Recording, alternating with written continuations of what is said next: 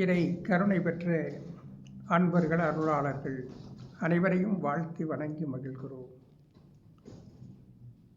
அன்பிற்கினியவர்களே, தமிழகத்தினுடைய அரசியல் போக்கு ஒரு விபரீதமாக சென்று கொண்டிருப்பதை பார்க்க முடிகிறது. திராவிட முன்னேற்றக் கழகத்தை சார்ந்தவர்களெல்லாம் அத்துமீறி தங்களுடைய பேச்சுக்களை முன்வைத்து வழக்குகள் பதியப்பட்டு ஜாமீனிலே இருக்கின்றவர்களாகவும், ஓடி ஒளிந்து கொண்டு செயலாற்ற வேண்டிய நிலையிலே இருக்கிறவர்களாகவும் இருந்து கொண்டிருக்கிறார்கள். தற்போது சாத்தான்குளம் சட்டமன்ற உறுப்பினர் மார்க்கண்டேயன் அவர்கள் தமிழக முதல்வர் விஜய் அவர்கள் சட்டமன்றத்துக்கு வருகிற பொழுது எலும்பை முறித்து அனுப்பி வைக்கப் போவதாக பகிரங்கமாக மிரட்டல் விடுத்ததனுடைய விளைவு அவர் மீது வழக்கு தொடுக்கப்பட்டு கைது செய்யப்பட்டு சிறையிலே அடைக்கப்பட்டிருக்கிறார். தமிழகத்திலே விஜய் அவர்கள் ஆட்சி அமைத்ததை திராவிட முன்னேற்றக் கழகத்தை சார்ந்தவர்கள், அதனுடைய தலைமை பொறுத்து கொள்ள முடியாதவர்களாக, சகித்து கொள்ள முடியாதவர்களாக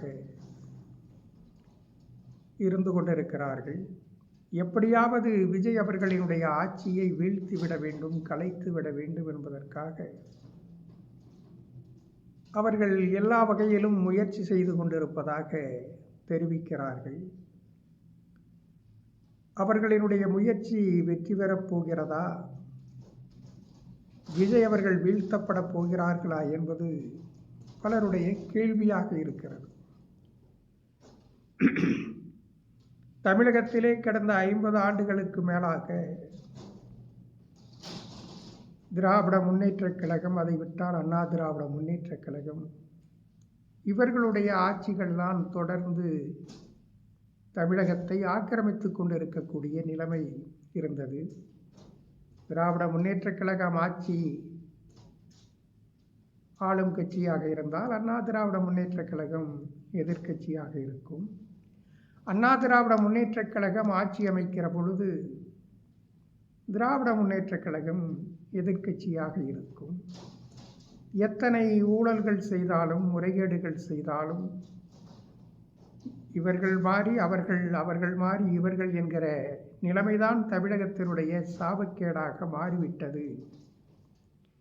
இதிலே இருந்து தமிழகத்திற்கு விடிவு கிடைக்கப் போவதில்லை என்று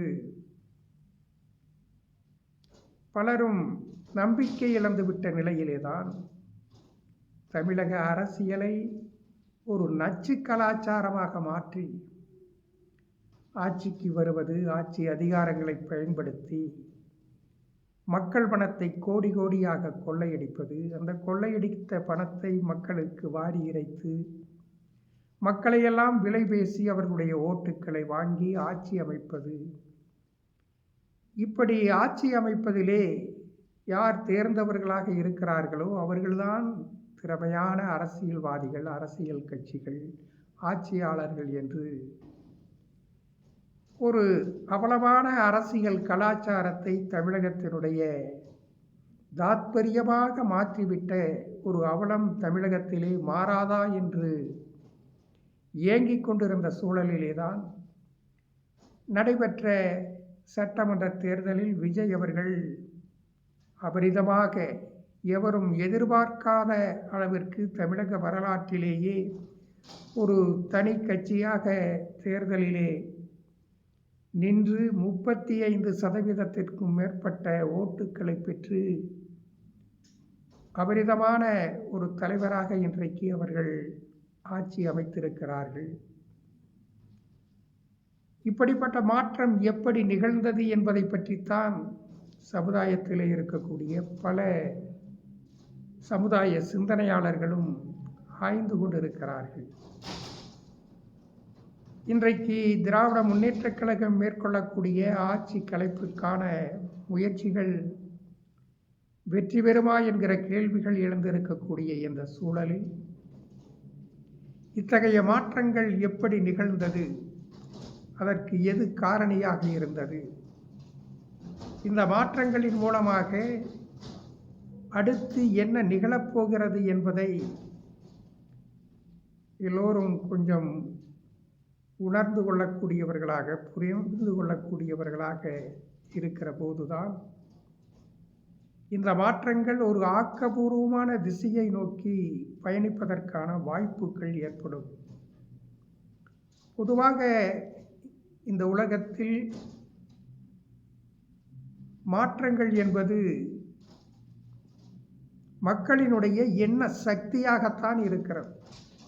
மக்களினுடைய எண்ணங்கள், அவர்களுடைய நோக்கங்கள், அவர்களுடைய ஆழ்மன கருத்துக்கள் எதுவாக இருக்கிறதோ அந்த எண்ணங்கள் எல்லாம் வலிமை பெறுகிற பொழுது அதனுடைய விளைவாக சமுதாயத்தில், உலகத்தில், ஒவ்வொரு தேசங்களிலும்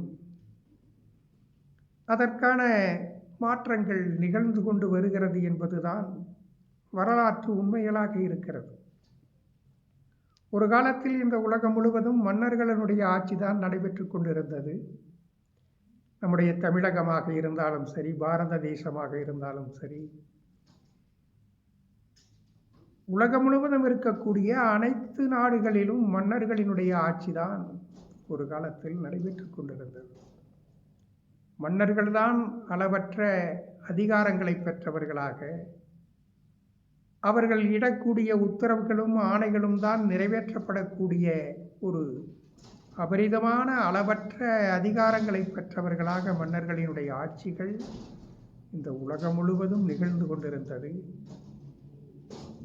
மன்னர்கள் உத்தரவிடுகிறார்கள் என்று சொன்னால் அவர்களினுடைய உத்தரவுக்கு எதிராக எவராவது விரலை உயர்த்தினால் விரல் துண்டிக்கப்படும்.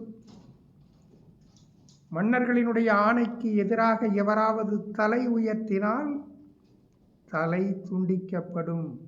ஏனென்று எவரும் கேட்க முடியாது. இப்படிப்பட்ட அளவற்ற ஆட்சி அதிகாரங்களுக்கு கொண்டவர்களாகத்தான் மன்னர்களினுடைய ஆட்சி உலகம் முழுவதும் நிகழ்ந்து கொண்டிருந்தது. ஆனால் தற்பொழுது உலகத்தில் அந்த மன்னர்களினுடைய ஆட்சி காணாமல் போய்விட்டதை நாம் எல்லோருமே பார்க்க முடிகிறது. இந்த உலகத்தில் தற்பொழுது பெரும்பாலும்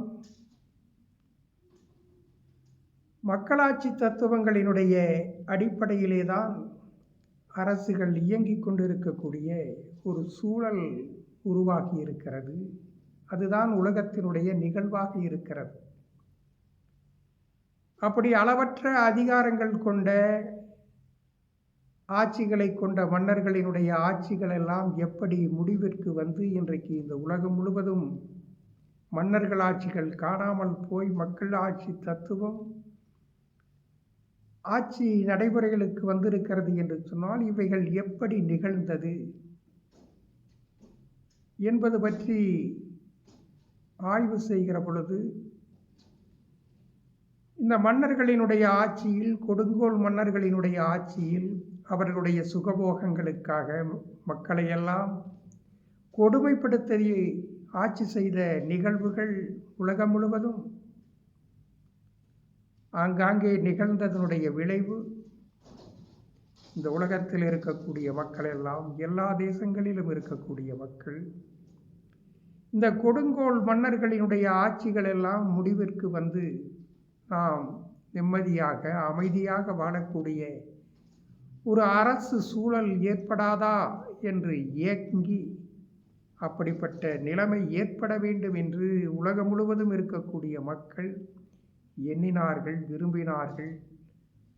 அவர்களுடைய எண்ணங்களும் விருப்பங்களும் இந்த பிரபஞ்சத்தில் அது வலிமை பெற்று அதனுடைய விளைவாக உலகம் முழுவதும் மன்னர்களினுடைய ஆட்சி முடிவிற்கு வரக்கூடிய சூழல்கள் உருவாகி இன்றைக்கு இந்த உலகம் இன்றைய நிலையை அடைந்திருக்கிறது. இவையெல்லாம் பிரபஞ்சத்திலே ஒரு அதீதமான சக்திகள், மக்களினுடைய எண்ணங்கள் வலுப்பெற்று அது தர்மத்திற்கான ஆக்கபூர்வமான நிகழ்வுகளுக்கான எண்ணங்களாக இருக்கிற பொழுது அது இந்த மண்ணில் நிறைவேற்றி வைக்கப்படுகிறது என்பதுதான் பிரபஞ்சத்தினுடைய ஒரு அளப்பரிய நிகழ்வுகளாக இருந்து கொண்டிருக்கிறது. தற்பொழுது தமிழகத்திலே ஏற்பட்டிருக்கக்கூடிய விஜய் அவர்கள் ஆட்சி பொறுப்பேற்றிருக்கக்கூடிய இந்த மாற்றம் எவரும் எதிர்பார்க்காத ஒன்று. தமிழகத்திலே நடைபெற்ற தேர்தலில் அனைத்து கணிப்பாளர்களும் அரசியல் நோக்கர்களும் கருத்து கணிப்புகளும் திராவிட முன்னேற்றக் கழகம் அல்லது அண்ணா திராவிட முன்னேற்றக் கழகம் தான் ஆட்சி அமைக்கப் போகிறது என்பதை தெரிவித்து கொண்டிருந்தார்கள். விஜய் அவர்கள் கணிசமான வெற்றி பெறுவார். அவருடைய ரசிகர்களின் மூலமாக அவர் ஒரு அரசியலிலே ஒரு கணிசமான வெற்றியை பெறக்கூடிய ஒரு தலைவராகத்தான், அரசியல் கட்சியாகத்தான் தமிழகத்திலே அவர் இடம்பெறப் போகிறார் என்பதுதான் எல்லோருடைய கணிப்பாகவும் இருந்தது. இந்த கணிப்புகளையெல்லாம் கடந்து விஜய் அவர்களுக்கான இந்த மகத்தான வெற்றி 35% ஓட்டுக்கள் எப்படி கிடைத்தது என்று சொன்னால், தமிழகத்திலே நச்சு கலாச்சாரத்தை உருவாக்கிவிட்ட இந்த திராவிட முன்னேற்றக் கழகம், அண்ணா திராவிட முன்னேற்றக் கழகம் ஆகிய கட்சிகளுக்கு மாற்றாக ஒரு சக்தி, ஒரு அமைப்பு, அறம் சார்ந்த அரசியல் இந்த மண்ணிலே உருவாக வேண்டும் என்று நினைத்த மக்கள், ஏராளமான மக்களினுடைய எண்ணங்கள், அந்த எண்ண சக்திகள் இந்த சமுதாயத்திலே பிரதிபலித்ததனுடைய விளைவு அது விஜய் அவர்களுக்கான வெற்றியாக மலர்ந்திருக்கிறது என்பதுதான் இந்த பிரபஞ்ச நியதியினுடைய உண்மையாக இருக்கிறது. விஜய் அவர்களினுடைய முயற்சி, அவருடைய செயல்பாடுகள், அவருடைய ரசிகர்களினுடைய ஆதரவு, இவைகளையெல்லாம் கடந்து பிரபஞ்ச பேராற்றலினுடைய அந்த மகா சக்தியினுடைய துணையினால், உதவியினால் தான் விஜய் அவர்களுக்கு இந்த மகத்தான வெற்றி கிடைத்திருக்கிறது என்பது மறுக்க முடியாத உண்மையாகும். இதை விஜய் அவர்கள் மனப்பூர்வமாக இந்த உண்மையை ஏற்றுக்கொண்டு அவர் தனக்கு கிடைத்த இந்த அரிய வாய்ப்பை தன்னுடைய வாழ்க்கையில் ஒரு மகத்தான நிகழ்வாக, ஒரு சாதனை படைக்கக்கூடிய செயலாக மாற்ற வேண்டும். இந்த மண்ணில் தன்னை ஒரு மகத்தான மனிதனாக அடையாளப்படுத்த வேண்டும்.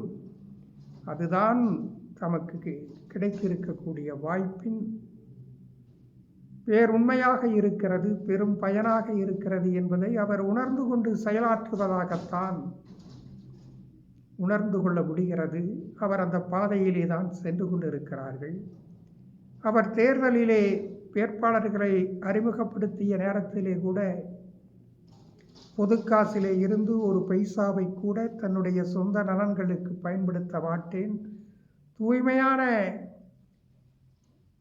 ஆட்சி செய்யப்போகிறேன், மக்களுக்காக தொண்டும் சேவையும் செய்யப்போகிறேன், இது சத்தியம் என்று பகிரங்கமாக சத்திய பிரமாணம் செய்து கொண்டு அவருடைய வேட்பாளர்களை எல்லாம் சத்திய பிரமாணம் ஏற்க வைத்து அவர் தேர்தலிலே களம் இறங்கியது மக்கள் மத்தியிலே ஒரு மிகப்பெரிய மனமாற்றத்தை உருவாக்கக்கூடிய, நம்பிக்கையை தோற்றுவிக்கக்கூடிய ஒரு அறம் சார்ந்த அரசியல் இந்த மண்ணிலே உருவாக வேண்டும் என்கிற மக்களினுடைய எண்ணங்கள் அது ஒன்றுபட்டு வலிமை பெறக்கூடிய ஒரு சூழலை உருவாக்கியது என்பதுதான் உண்மையாக இருக்கிறது.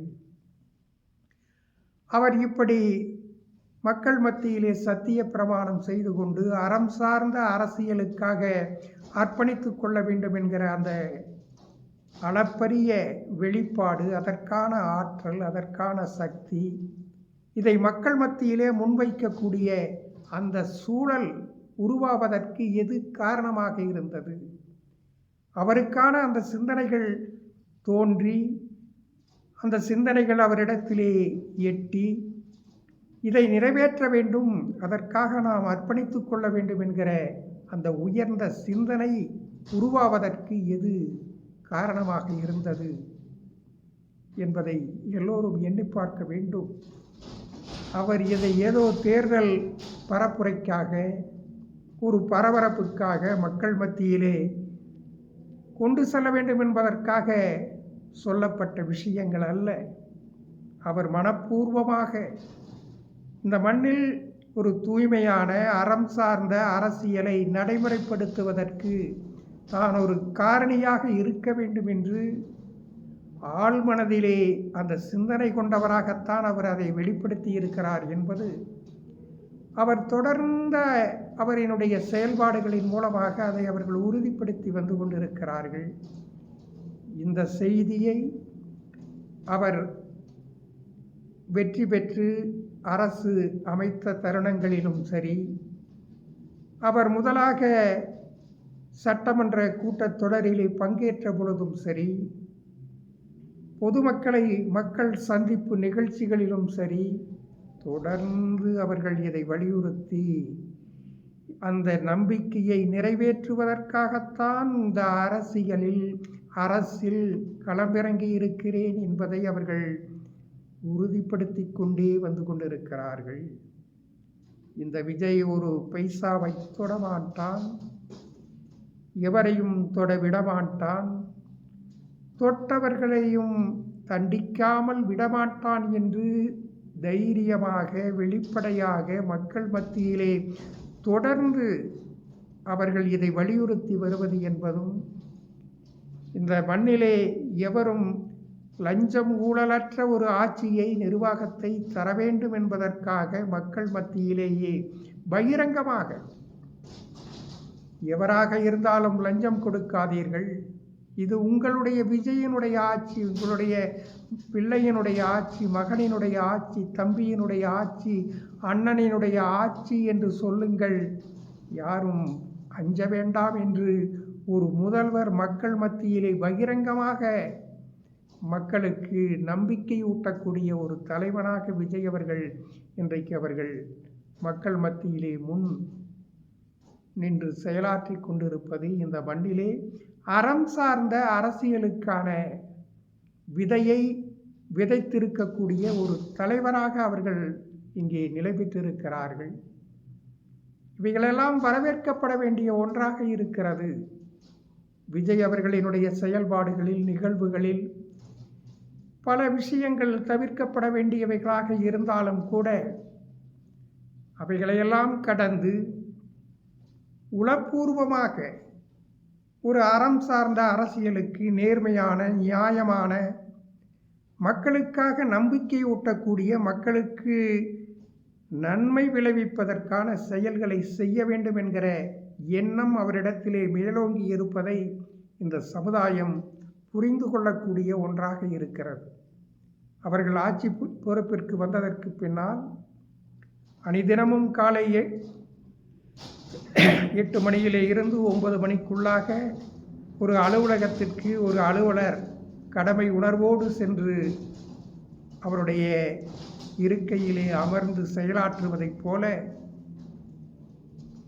விஜய் அவர்கள் காலம் தவறாமல் வந்து தன்னுடைய பணிகளை செயல்படுத்தி கொண்டிருக்கிறார். எந்த தன்னுடைய அமைச்சர் சகாக்கள், சட்டமன்ற உறுப்பினர்கள், அரசு அதிகாரிகள் எல்லாம் தலைமை பொறுப்பிலே இருக்கிறவர்கள் மற்றவர்களும் சரி, தவறு செய்து விடாமல், ஊழல் செய்து விடாமல், மக்களுக்கு துரோகம் செய்து விடாமல் செயலாற்ற வேண்டும் என்கிற கண்காணிப்போடு அதற்கான முனைப்பிலே அவர் செயலாற்றி கொண்டிருப்பதை உணர்ந்து கொள்ள முடிகிறது. இப்படிப்பட்ட ஒரு அரசிற்கு எதிர்க்கட்சியாக இருக்கக்கூடியவர்கள் ஆக்கபூர்வமான செயல்பாடுகளை கொண்டு அவர்கள் செயலாற்றினார்கள் என்றால் அது வரவேற்கத்தக்கதாக இருக்கும். எதிரணியிலே இருக்கிறவர்கள் விஜய் அவர்களினுடைய நிர்வாகத்தில், நடைமுறைகளில் ஏற்படக்கூடிய ஏதாவது தவறுகள் இருக்கும் என்று சொன்னால், தொய்வுகள் இருக்கும் என்று சொன்னால், அவைகளையெல்லாம் திருத்தி கொண்டு ஒவ்வொரு துறையிலும் லஞ்சமில்லாமல், ஊழலுமில்லாமல் இந்த அரசு அதிகாரிகள் எல்லாம், அரசு நிர்வாகங்கள் எல்லாம் சிறப்பாக நடைபெற வேண்டும் என்று சொல்லுகிற பொழுதும் கூட சில குறைபாடுகள் நிகழ்ந்து கொண்டிருக்கிறதே, அவைகளையெல்லாம் எப்படி நிவர்த்தி செய்து கொள்ளலாம்? ஒவ்வொரு துறையிலும் லஞ்சம், ஊழல் இல்லாமல் மக்களுக்கான பணிகளை நிறைவேற்றுவதற்கு எப்படிப்பட்ட நடைமுறைகளை, திட்டங்களை நடைமுறைப்படுத்தலாம் என்பதற்கான ஆலோசனைகளை வழங்கக்கூடியவர்களாக இருந்தால் அவைகள் வரவேற்கலாம். இன்றைக்கு விஜய் அவர்களும் கூட லஞ்சமில்லாமல், ஊழல் இல்லாமல் ஒவ்வொரு துறையிலும் செயல்பட வேண்டும் என்று அவர் மனப்பூர்வமாக விரும்பி அறிவித்து கொண்டிருக்கக்கூடிய இந்த நேரத்தில் அனைத்து துறைகளிலும் கோப்புக்கள் எல்லாம் குறிப்பிட்ட தினங்களுக்குள்ளாக அவைகளை நிறைவேற்ற வேண்டும், முடிவு செய்ய வேண்டும் என்கிற ஒரு நிலையை உருவாக்கினார்கள் என்று சொன்னால், இந்த அரசு நிர்வாகத்திலே, அதிகாரிகள் மத்தியிலே மக்களை நடக்கடிக்கக்கூடிய, மக்களை புறக்கணிக்கக்கூடிய நிகழ்வுகள் இல்லாமல் அவர்களுக்கான காரியங்கள் நடைபெறுவதற்கான வாய்ப்புகள் உருவாகும். அப்படிப்பட்ட சூழல் எல்லாம் உருவாவதற்கு ஒவ்வொரு துறையிலும் எப்படி செயல்படுத்த வேண்டும் என்கிற வழிகாட்டுதலை எதிரணியிலே இருக்கிறவர்கள் தந்தார்கள் என்று சொன்னால் அது பயனுள்ளதாக இருக்கும். இதை தவிர்த்து இன்னும் 3 மாதத்தில் விஜய் அவர்களினுடைய அரசு கவிழப் போகிறது, ஆட்சியை இழக்கப் போகிறார் என்று லாவணி பாடிக்கொண்டிருக்கக்கூடிய அரசியல் என்பது அநாகரிகமானது. இந்த மண்ணில் தர்மத்திற்கான யுகம் தோன்றியிருக்கிறது, சத்திய யுகம் பிறந்திருக்கிறது. இனி இங்கே அறம் சார்ந்த அரசியலை மேற்கொள்ளுகிறவர்கள் மட்டுமே அரசியல் செய்ய முடியும், அரசியலிலே இருக்க முடியும் என்கிற நிலைமை நிதர்சனமாக போகிறது. இதை திராவிட முன்னேற்றக் கழகமாக இருந்தாலும், மதிப்பிற்குரிய ஸ்டாலின் அவர்களாக இருந்தாலும், வேறு எந்த அரசியல் கட்சிகளாக இருந்தாலும் இந்த அடிப்படை உண்மையை புரிந்து கொள்ள வேண்டும். அறம் சார்ந்த அரசியலுக்காக அர்ப்பணித்து கொண்டிருக்கக்கூடிய விஜய் அவர்கள் ஒரு நாள் அவர்கள் ஆட்சியை விட்டு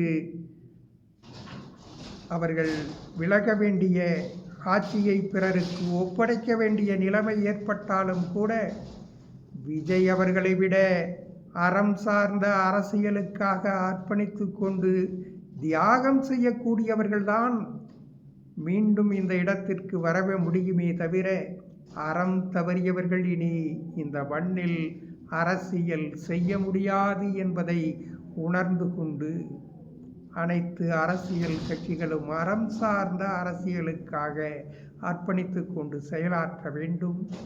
அறம் தவறி செயலாற்றுகிறவர்கள் அரசியலிலே காணாமல் போய்விடுவார்கள், காணாமல் போகச் செய்வார்கள். அது இந்த பிரபஞ்சத்தினுடைய நியதியாக, தர்மத்தினுடைய நியதியாக இருக்கிறது என்பதை புரிந்து கொள்ள வேண்டும். எனவே அறம் சார்ந்த அரசியலுக்கான பாதையில் விஜய் அவர்கள் தொடர்ந்து வெற்றி பெற வேண்டும், சாதனை படைக்க வேண்டும். அனைத்து அரசியல் கட்சிகளும் அறம் சார்ந்த பாதையிலே பயணிக்க வேண்டும். இதை கடந்து ஆட்சி கவிழ்ப்பும், இன்னும் லஞ்சம் ஊழலுக்கான அரசியல் என்பதும் அவர்களை பூண்டோடு அழித்துவிடக்கூடிய சூழலை உருவாக்கிவிடும்.